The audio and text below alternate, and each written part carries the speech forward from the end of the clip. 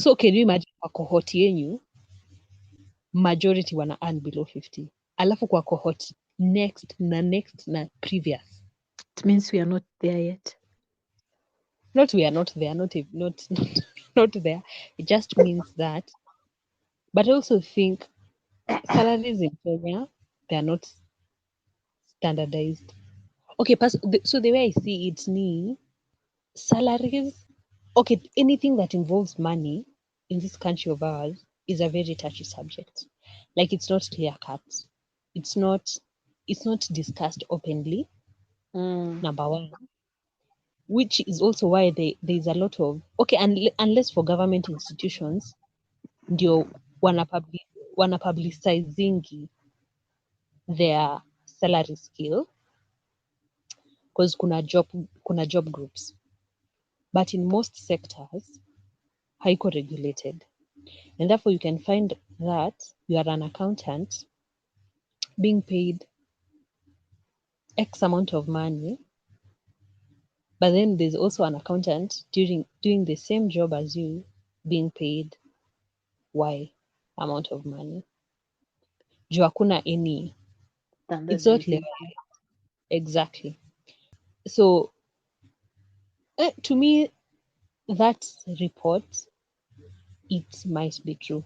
Taki kusema 3%, but I think a huge majority of the people are earning less than 50,000 today, not even in June, in this month. So it's not in Kenya. Let me say this after I said anyway.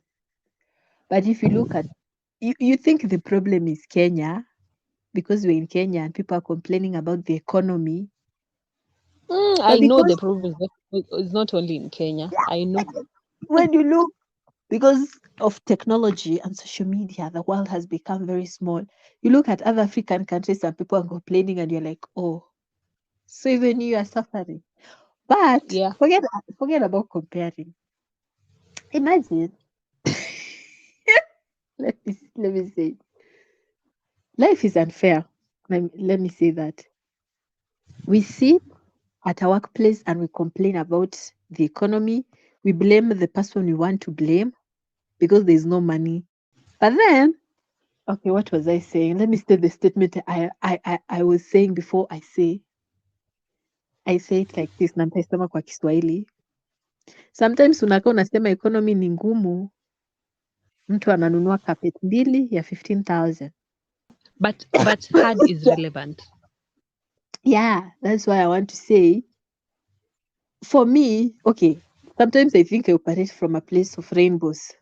I tell myself like this, I cannot sit down. I'm the one, okay, let me say, then we are going to discuss it. Sometimes I say I cannot sit down and we complain about the economy with someone who has like asset. Like I get it, but I don't get it. It's like, yeah, economy is blah, blah, blah. But I'm like, if right now we say, oh, there is no job, let's go home. Unless you have a land, you have a house, you have that privilege. So economy cannot be too bad, but it can be bad, but it's not too bad. The issue here is comparison. Yeah, definitely. The thief of joy, and it has grabbed mine and run away. Because you assuming that because this other person has 1, 2, 3, hafai complain that the economy is hard.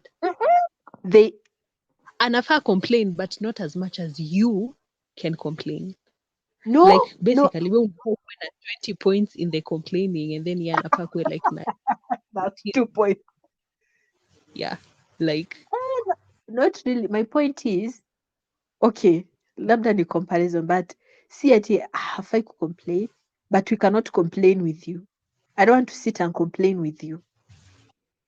Like we can complain, why? but I don't want to complain with you.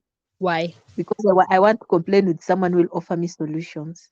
So if you complain, you have to tell me, but you can do this and this. Let us just not complain, and that at the end of the day, we're like, okay, let's go home. And then you'll tell me, hey, but I have to buy Nini, my fridge. My fridge is broken.